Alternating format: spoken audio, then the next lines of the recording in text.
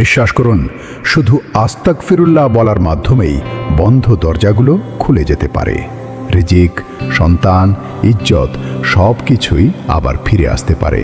কিন্তু শর্ত শুধু একটাই, এই ঘটনাটি শেষ পর্যন্ত মন দিয়ে শুনতে হবে। এটা কোনো স্বপ্ন নয়, কোনো কল্পকাহিনী নয়।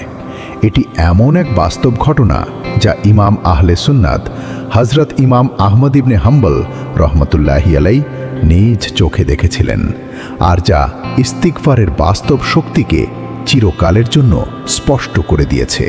একবার ইমাম আহমদ ইবনে হাম্বল রহমতুল্লাহি আলাই সফরে বের হয়েছিলেন। রাত হয়ে গেলে তিনি একটি মসজিদে অবস্থান করতে চাইলেন, কিন্তু মসজিদের খাদেম তাকে থাকতে দিতে অস্বীকার করল। তখন ইমাম আহমদ রহমতুল্লাহি আলাই মসজিদের বাইরে শুয়ে পড়লেন। এ সময় এক রুটি বানানো নানবাই রুটিওয়ালা এই দৃশ্যটি দেখল। তার মনে দয়া হলো, সে ইমাম সাহেবকে নিজের ঘরে নিয়ে গেল। রাতের নীরবতার মাঝে ইমাম আহমদ রহমতুল্লাহি আলাই একটি অদ্ভুত বিষয় লক্ষ্য করলেন। নানবাই রুটি বানাতে বানাতে বারবার একটাই জিকির করছিল, আস্তাগফিরুল্লাহ, আস্তাগফিরুল্লাহ, প্রতিটি নিঃশ্বাসে, প্রতিটি মুহূর্তে।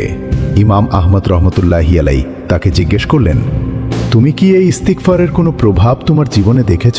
নানবাই মুচকি হেসে বলল, আল্লাহর কসম, আমি আল্লাহর কাছে যাই দোয়া করি তিনি কবুল করে নেন। তারপর একটু থেমে বলল, তবে একটি দোয়া ছাড়া। এই কথা শুনে ইমাম আহমদ রহমতুল্লাহি আলাইহি চমকে উঠলেন। নানবাই বলল, আমার ইচ্ছা ছিল একবার ইমাম আহমদ ইবনে হাম্বলকে দেখব। এই কথা শুনে ইমাম আহমদের চোখ দিয়ে অশ্রু ঝরতে লাগলো। তিনি বললেন, আল্লাহ তোমাকে ইস্তিগফারের বরকতে শুধু দোয়া কবুলই দেননি, বরং তোমার অদোয়া দোয়াটাও কবুল করে দিয়েছেন। তারপর বললেন, আমি আহমদ ইবনে হাম্বল।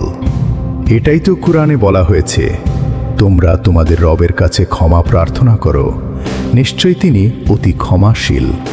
তিনি আকাশ থেকে তোমাদের ওপর বৃষ্টি বর্ষণ করবেন, তোমাদের ধন সম্পদ ও সন্তান দান করবেন। আজ আমরা বলি, আমার দোয়া কবুল হচ্ছে না কেন? আর কুরআন বলে, ইস্তিগফারকে তোমাদের জীবনের অংশ বানিয়ে নাও। যদি এই কথা আপনার হৃদয় স্পর্শ করে থাকে, তাহলে এখনই মন থেকে একবার লিখুন, আস্তাগফিরুল্লাহ। আর এই বার্তাটি অন্তত একজন প্রয়োজনময় হৃদয়ের কাছে পৌঁছে দিন।